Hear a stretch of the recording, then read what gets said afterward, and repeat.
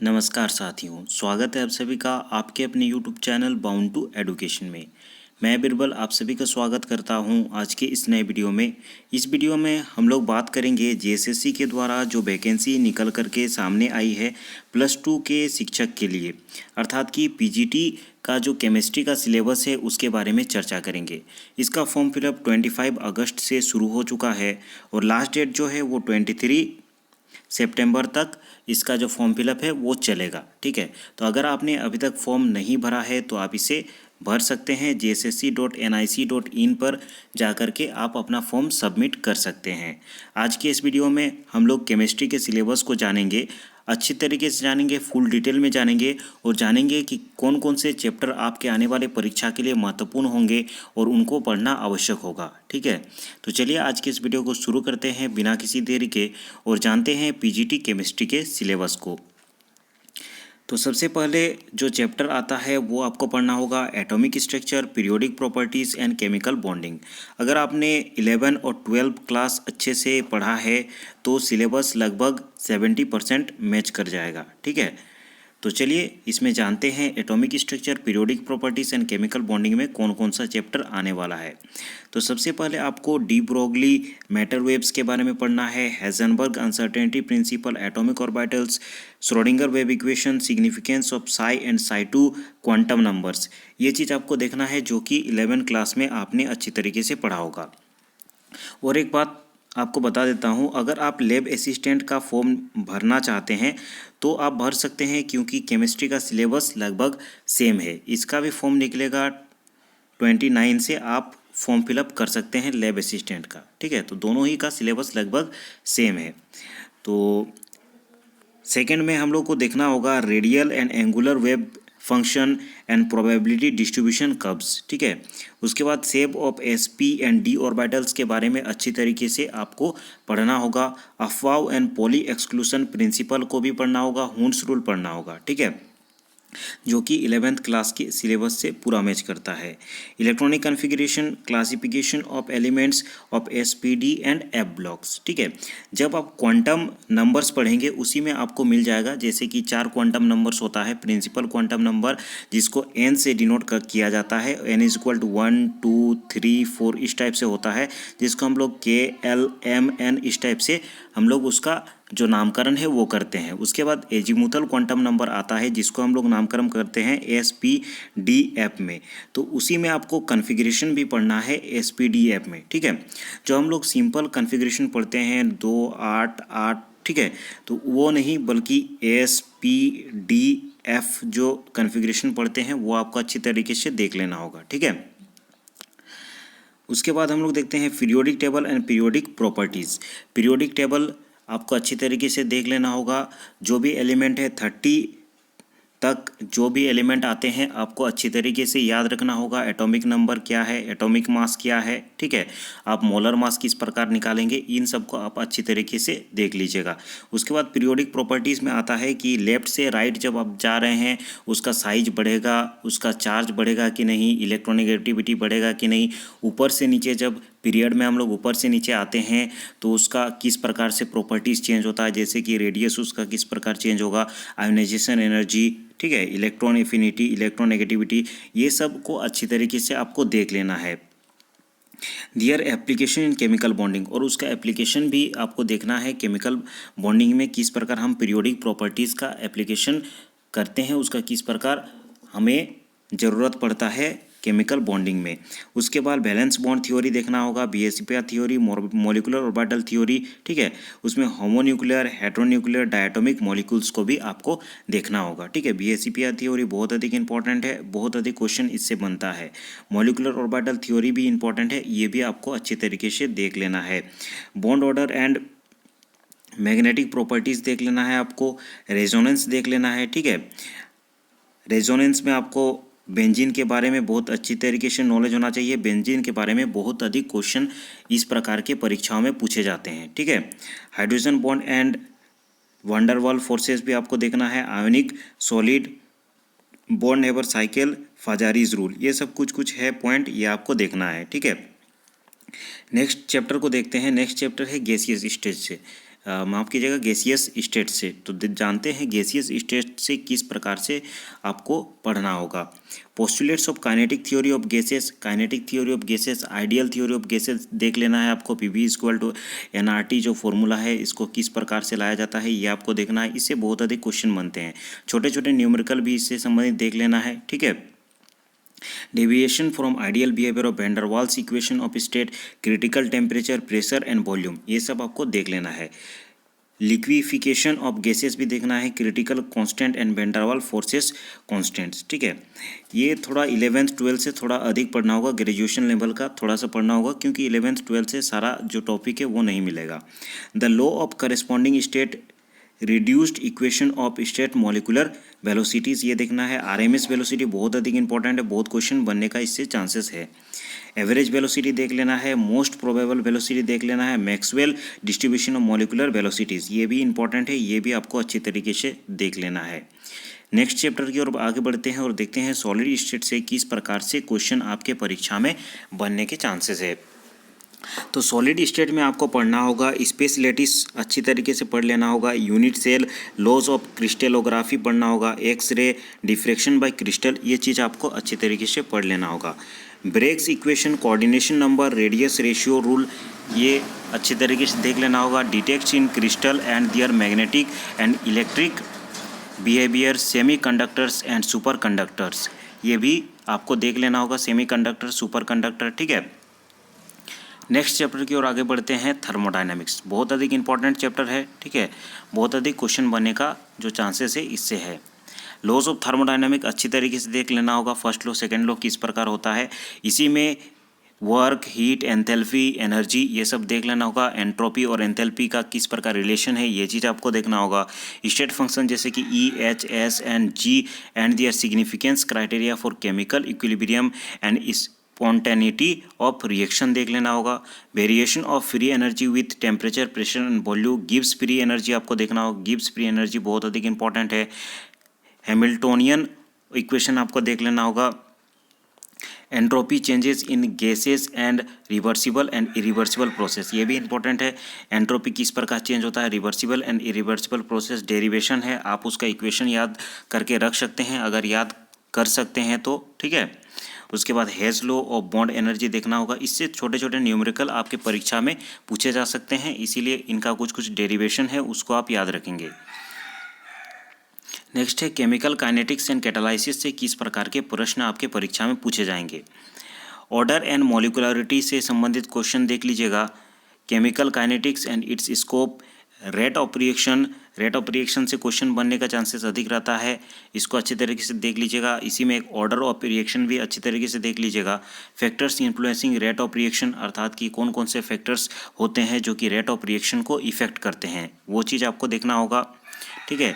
Rate equation of zero order, first order, ठीक है, यहाँ पे स्यूडो फर्स्ट ऑर्डर आता है, half life and mean life, छोटा छोटा टॉपिक है, आप देख सकते हैं। जीरो ऑर्डर किसे कहा जाता है, ठीक है, जो काइनेटिक एक्सप्रेशन होता है उसमें जो पावर का प्लस अगर जीरो होता है, ठीक है, यूनिट पावर कंसंट्रेशन अगर जीरो होता है तो उसे जीरो ऑर्डर कहा जाता है, और यूनिट पावर कंसंट्रेशन अगर आता है तो फर्स्ट ऑर्डर, उसके बाद अगर कंसंट्रेशन का जो पावर का प्लस होता है उसको सेकंड ऑर्डर कहा जाता है, ठीक है।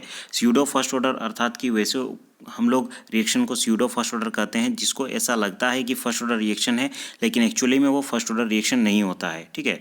तो कुछ कुछ है हाफ लाइफ पीरियड, जैसे कि हाफ लाइफ पीरियड अर्थात कि जब रिएक्टेंट को आधा जो कंज्यूम हो जाता है तो उसको हाफ लाइफ पीरियड कहते हैं, उस टाइम को मिड लाइफ पीरियड किसे कहते हैं, ये सब चीज़ आपको देख लेना है। Determination of order of reaction किस प्रकार से निकाला जाता है, कौन सा फर्स्ट ऑर्डर है कि सेकेंड ऑर्डर है, जीरो ऑर्डर है, ठीक है, वो चीज़ आपको देखना है। उसके बाद देखना है थ्योरीज ऑफ केमिकल काइनेटिक्स देख लेना है, जैसे कि कॉलिजन थ्योरी देखना है, transition state theory, RNS theory, concept of activation energy देखना है कि एक्टिवेशन एनर्जी किसे कहा जाता है, ठीक है, एक्टिवेशन एनर्जी को किस प्रकार से कैलकुलेट किया जाता है, यहीं पे ट्रांजिशन एनर्जी और एक्टिवेशन एनर्जी में क्या अंतर है, रिएक्टेंट और प्रोडक्ट किस प्रकार इफेक्ट करता है एक्टिवेशन एनर्जी से, ये चीज़ आपको अच्छे तरीके से देख लेना है।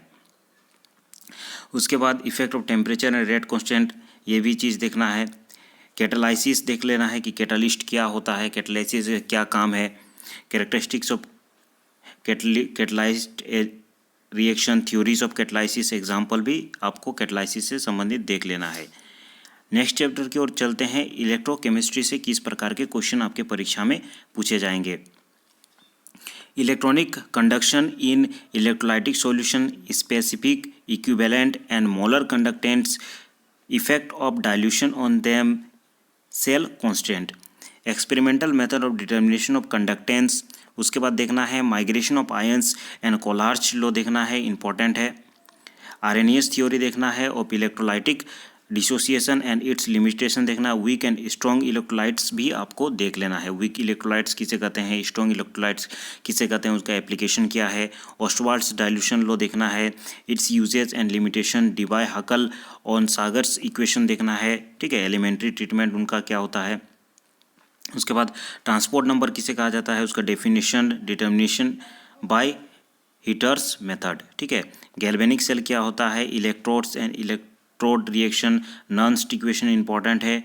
EMF of cells, hydrogen electrode, electrochemical series देखना है, concentration cell and their application, pH buffer solution, theory of buffer action.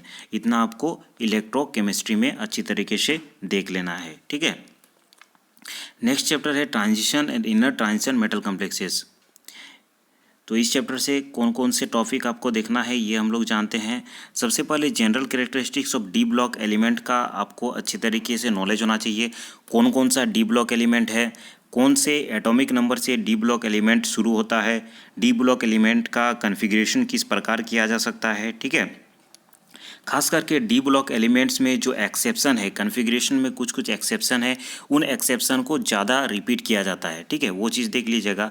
ये चीज़ याद रखेंगे, डी ब्लॉक एलिमेंट कहाँ से स्टार्ट होता है, किस एटॉमिक नंबर से ये स्टार्ट होता है, ये बहुत अधिक इंपॉर्टेंट क्वेश्चन है। कोऑर्डिनेशन कंपोनेंट्स नोमेनक्लेचर, ठीक है। डी ब्लॉक जो भी कोऑर्डिनेशन कंपोनेंट का नोमेनक्लेचर किस प्रकार किया जाएगा वो चीज़ देखना है। Isomerism and bonding in complexes, valence bond theory and crystal field theory, ये CFT बहुत अधिक इंपॉर्टेंट है, क्रिस्टल फील्ड थ्योरी, ठीक है। इससे बहुत अधिक क्वेश्चन बनता है। Werner's theory, EN metal carbonyls, cyclopentadienes, olefin and acetylene complexes. इन कम्प्लेक्सेस को देख लेना है, इसका स्ट्रक्चर किस प्रकार से होता है, ठीक है। स्ट्रक्चर के बारे में पूछ लिया जाता है। ऑक्सीडेशन नंबर कितना होता है उन कम्प्लेक्स में, जो भी मेटल होता है उनका ऑक्सीडेशन नंबर आपको जानना है, ठीक है। कोऑर्डिनेशन नंबर किसे कहते हैं, कोऑर्डिनेशन नंबर किस प्रकार निकाला जाता है, और ऑक्सीडेशन नंबर किस प्रकार निकाला जाता है, ठीक है। वो चीज़ आपको अच्छी तरीके से नॉलेज होना चाहिए। Compounds with metal bonds and metal atom cluster, general chemistry of D block F block elements, lanthanides and actinide series, ठीक है। एफ ब्लॉक एलिमेंट्स का आपको देख लेना है, जिसमें 2 सीरीज होता है, लेंथेनाइट सीरीज और एक्टिनाइट सीरीज। इसका जो कन्फिग्रेशन है वो किस प्रकार से किया जाता है, पीरियोडिक टेबल में किस प्रकार इसको प्लेस किया जाएगा, ठीक है, क्या गया है, इन सब का नॉलेज आपको होना आवश्यक है। आयोनिक रेडिक सेपरेशन, ऑक्सीडेशन स्टेट्स, ठीक है, ऑक्सीडेशन स्टेट कैसे निकाला जाता है, मैग्नेटिक एंड स्पेक्ट्रल प्रॉपर्टीज भी आपको देख लेना है। नेक्स्ट चैप्टर है नॉन एक्वस सॉल्वेंट से किस प्रकार के कौन कौन से चैप्टर आपको पढ़ने हैं ये देख लेते हैं। Physical properties of a solvent, type of solvent and their characteristics, reaction in non aqueous solvents with reference to liquid NH3 and liquid SO2। आसान सा है, 2-3 टॉपिक है, अच्छी तरीके से आप इसे पढ़ लीजिएगा। नेक्स्ट है फोटोकेमिस्ट्री से किस प्रकार के क्वेश्चन आएंगे यह देखते हैं। तो फोटोकेमिस्ट्री से आपको पढ़ना होगा interaction of radiation with matter, difference between thermal and photochemical process, ठीक है। लॉ ऑफ फोटोकेमिस्ट्री जैसे कि गुरुत्वाकर्षण, ड्रेपर लॉ आपको पढ़ना है, स्टार्क आइंस्टाइन लॉ इंपॉर्टेंट है, जेबलॉन्स्की डायग्राम, ये चीज़ आपको जान लेना है। फ्लोरोसेंस पढ़ना है, फॉस्फोरेसेंस पढ़ना है, quantum yield, photoelectric cell, ठीक है। क्लास 12 भी पढ़ सकते हैं और ग्रेजुएशन कुछ टॉपिक है वो आपको पढ़ना होगा। नेक्स्ट है hard and soft acid and bases. इससे आपको पढ़ना होगा classification of acid and bases, किस प्रकार से क्लासिफिकेशन किया जाता है, लुईस एसिड किसे कहा जाता है, ठीक है। उसके बाद एसिडिटी क्या है, बेसिसिटी क्या है, ये सब आपको जानना है। Hard and soft, Pearson's HSAB concept, acid base strength and hardness and softness, symbiosis, theoretical basis of hardness and softness. उसके बाद सिम्बायोसिस पढ़ना होगा, theoretical basis of hardness and softness, electronegativity and hardness and softness, ये चीज़ आपको पढ़ना होगा hard and soft acid and bases से। स्ट्रक्चर एंड बॉन्डिंग से कौन कौन से टॉपिक पढ़ना होगा, हाइब्रिडाइजेशन पढ़ लीजिएगा, हाइब्रिडाइजेशन से बहुत अधिक क्वेश्चन बनता है, ठीक है, किस प्रकार हाइब्रिडाइजेशन निकाला जाता है, bond length and bond angles, energy, localised and delocalised chemical bond, van der Waals interaction, इस प्रकार डीलोकलाइज्ड केमिकल बॉन्डिंग में जो बेंजीन से संबंधित क्वेश्चन आपके क्वेश्चन में बनने का चांसेस रहता है। उसके बाद inclusion compound, clathrates, charge transfer, complexes, resonance, इन सब चीज़ों को अच्छी तरीके से आपको देख लेना है। हाइपर कंजुगेशन, आपको कंजुगेशन, ठीक है, कंजुगेशन आप अच्छी तरीके से देख लेना है कि कंजुगेशन किसे कहा जाता है, हाइपर कंजुगेशन क्या है, क्रॉस कंजुगेशन क्या है, एरोमेटिसिटी क्या है, एरोमेटिसिटी किस प्रकार निकाला जाता है, एरोमेटिसिटी को कौन कौन सा फैक्टर इफेक्ट करता है, inductive effect, resonance effect, field effects, hydrogen bonding, इन सब चीज़ों को आपको स्ट्रक्चर एंड बॉन्डिंग में पढ़ना है, ठीक है।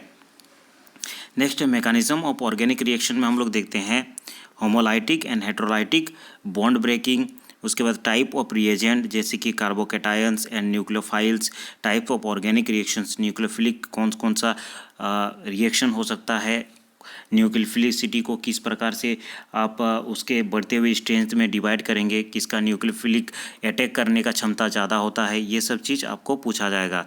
रिएक्टिव इंटरमीडिएट जैसे कि कार्बोकेटायन, कार्बोनायंस, फ्री रेडिकल, कार्बीन्स, ठीक है, कार्बोकेटायंस किस प्रकार बनते हैं, इन सब चीज़ों को देखना है। एराइंस या नाइट्रीन्स देखना है with example, different type of addition, ठीक है। सब्सटीट्यूशन एंड एलिमिनेशन रिएक्शन जैसे कि SN1 रिएक्शन, SN2 रिएक्शन, फिर SRN रिएक्शन, SNI रिएक्शन, फिर इलेक्ट्रोफिलिक सब्सटीट्यूशन रिएक्शन क्या है, और E1, E2, E1, CB, ये चीज़ देखना है। SN1, SN2 रिएक्शन बहुत अधिक इंपॉर्टेंट है, ठीक है। और उसके बाद इलेक्ट्रोफिलिक सब्सटीट्यूशन, न्यूक्लियोफिलिक सब्सटीट्यूशन, ये दोनों ही चीज़ इंपॉर्टेंट है, दोनों ही चीज़ को डिटेल में पढ़ना होगा। नेक्स्ट जो चैप्टर आपको पढ़ना है वो है स्टीरियोकेमिस्ट्री ऑफ ऑर्गेनिक कंपाउंड। तो इसमें पढ़ना होगा isomerism, optical isomerism, elements of symmetry, molecular chirality, enantiomers, stereogenic centre, ये सब पढ़ना होगा। Optical activity, properties of enantiomers, chiral and achiral molecules with two, stereogenic centre, diastereomers, उसके बाद threo and erythro diastereomers, ये सब पढ़ना होगा। मेसो कंपाउंड क्या होता है, ठीक है। रिजोल्यूशन ऑफ इनेंसोमर्स पढ़ना होगा। इन्वर्जन, रिटेंशन, रेशमिजेशन, ये सब पढ़ना होगा। Relative and absolute configuration, reference rule, DL and RS nomenclature, ये सब चीज़ आपको अच्छे तरीके से देखना होगा। जियोमेट्रिक आइसोमेरिज्म जैसे कि determination of configuration of geometric isomers, E and Z nomenclature पढ़ना होगा। Geometric isomerism of oximes and alicyclic compounds पढ़ना होगा। Conformation of ethane, butane and cyclohexane, ये चीज़ आपको स्टीरियोकेमिस्ट्री ऑफ ऑर्गेनिक कंपाउंड में देखना होगा। नेक्स्ट जो चैप्टर आपको पढ़ना होगा वो है ऑर्गेनोमेटलिक कंपाउंड। ऑर्गेनोमेटलिक कंपाउंड से कौन कौन से टॉपिक पढ़ना होगा, ऑर्गेनोमेटलिक कंपाउंड क्या है उसके बारे में आप जान लीजिएगा, इंट्रोडक्शन। उसके बाद MgLi का ऑर्गेनोमेटलिक कंपाउंड, उसका फॉर्मेशन किस प्रकार होता है, ये चीज़ देखना होगा। Preparation, structure and synthetic and इसका एप्लीकेशन आपको देखना होगा। नेक्स्ट चैप्टर है ऑर्गेनिक सिंथेसिस वाया इनोलेट्स। इसमें आपको acidity of alpha hydrogens, preparation, properties and synthetic application of diethyl malonate and ethyl ectoacetate, keto enol tautomers, ठीक है, कीटोएनॉल का टोटोमर्स किस प्रकार बनता है, ये चीज़ आपको जानना होगा। नेक्स्ट है कार्बोहाइड्रेट्स में किस प्रकार के क्वेश्चन आएंगे, क्लासिफिकेशन एंड नोमेनक्लेचर, मोनो, इसमें देखना होगा। मोनोसेक्राइड से क्वेश्चन आ सकते हैं। Mechanism of osazone formation, interconversion of glucose and fructose किस प्रकार होता है, ठीक है, 12th क्लास का है। Chain lengthening and chain shortening of aldoses, ketones, उसके बाद पढ़ना होगा anomers and epimers, formation of glycosides, ethers and ethers ring structure of glucose and fructose, mechanism of mutarotation, ये चीज़ आपको इस टॉपिक में पढ़ना होगा कार्बोहाइड्रेट्स में, ठीक है। इतने सारे टॉपिक्स कार्बोहाइड्रेट के पढ़ना होगा। उसके बाद है पॉलीमर्स, ये इंपॉर्टेंट क्वेश्चन इससे बनते हैं, इंपॉर्टेंट चैप्टर है। Addition of chain growth, polymerization, free radical, ठीक है, bing polymerization, ionic bing polymerization, Ziegler Natta polymerization, vinyl polymers, उसके बाद कंडेंसेशन और स्टेप ग्रोथ पॉलीमराइजेशन, पॉलिस्टर, फिर polyamides, phenol, formaldehyde resin, urea, formaldehyde resin, epoxy resinate, polyurethanes, ये सब पढ़ना होगा। उसके बाद natural and synthetic rubbers, inorganic polymers systems जैसे कि silicones and phosphazenes, nature of bonding in triphosphazenes, ये सब आपको पॉलीमर्स में पढ़ना होगा। नेक्स्ट चैप्टर है study of following type of organic compound. इसमें आपको 3 चैप्टर पढ़ना होगा, ए बी और सी करके 3 चैप्टर दिया गया है। पहला में हम लोग को देखना है एल्केन्स एंड साइक्लो एल्केन्स, जिसमें हम लोग प्रिपरेशन ऑफ एल्केन्स पढ़ेंगे, Wurtz reaction of Kolbe reaction, फिर Corey House reaction, etc, physical and chemical properties, free radical, halogenation of alkanes, ठीक है, रिएक्टिविटी एंड सिलेक्टिविटी, ये चीज़ पढ़ना होगा। साइक्लो एल्केन्स में आपको नोमेनक्लेचर पढ़ना होगा, formation, properties, beggars strain theory भी आपको साइक्लो स्केल में पढ़ने की ज़रूरत है। एल्कीन्स में आपको देखना होगा alkenes, cyclo alkenes, dienes, alkynes, mechanism of dehydration of alcohols and dehydrogenation of alkyl halides देखना होगा। Regioselective in alcohol dehydration, the Saytzeff rule, Hofmann elimination, mechanism involved in hydrogenation, electrophilic and free radical addition. उसके बाद ये reaction पढ़ना होगा, Markovnikov rule, ये चीज़ आपको देख लेना होगा। उसमें कोलार्च कैरेस्ट इफेक्ट आपको देखना होगा। उसके बाद हाइड्रोबोरेशन, ऑक्सीडेशन, ऑक्सीमर्क्यूरेशन, रिडक्शन, उसके बाद epoxidation, ozonolysis, hydration, hydroxylation and oxidation with KMnO4 आपको पढ़ना होगा, पॉलीमराइजेशन।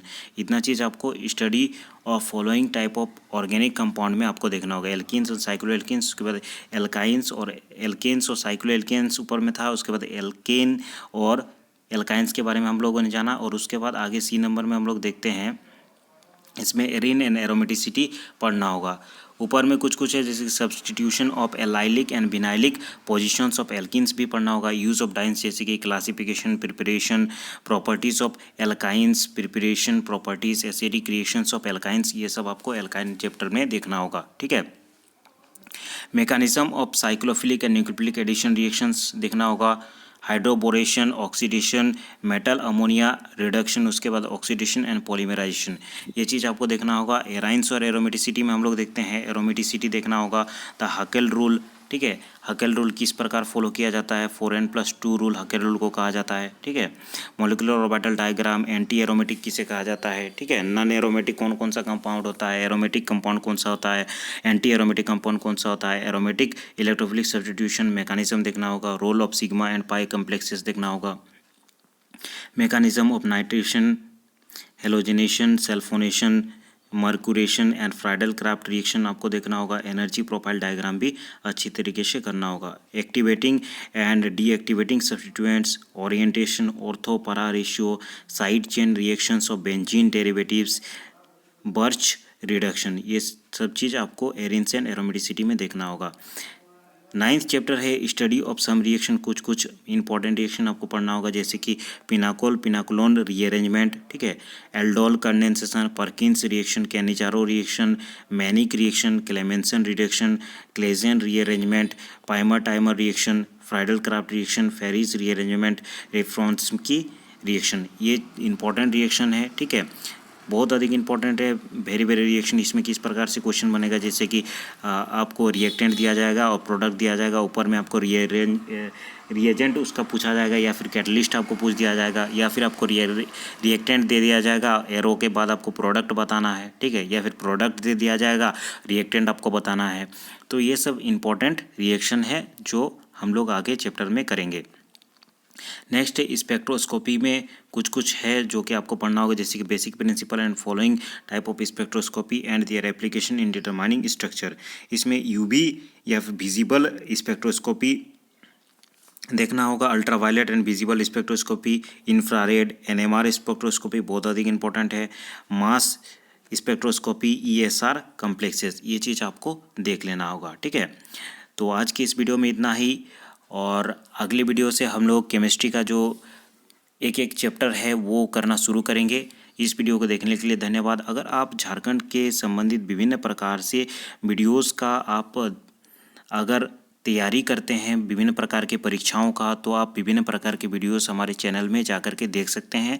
वहाँ पे हम लोगों ने हर एक प्रकार की परीक्षाओं के लिए अलग अलग प्लेलिस्ट बना करके रख दिया है। अगर आपने अभी तक चैनल को सब्सक्राइब नहीं किया है तो इसे ज़रूर सब्सक्राइब कर दे, सामने के बेल के आइकन को भी प्रेस कर दे, ताकि जो भी न्यू वीडियोस इस चैनल में अपलोड होंगे उसका नोटिफिकेशन आप तक डायरेक्टली पहुंच सके। वीडियो को लाइक नहीं किए हैं तो इसे ज़रूर लाइक कर दे, जिससे हमें एक प्रकार से पता चलता है कि इस प्रकार के वीडियोस आपके लिए बनाएं या फिर ना बनाएं। धन्यवाद। अगली वीडियो में हम लोग फिर मिलते हैं।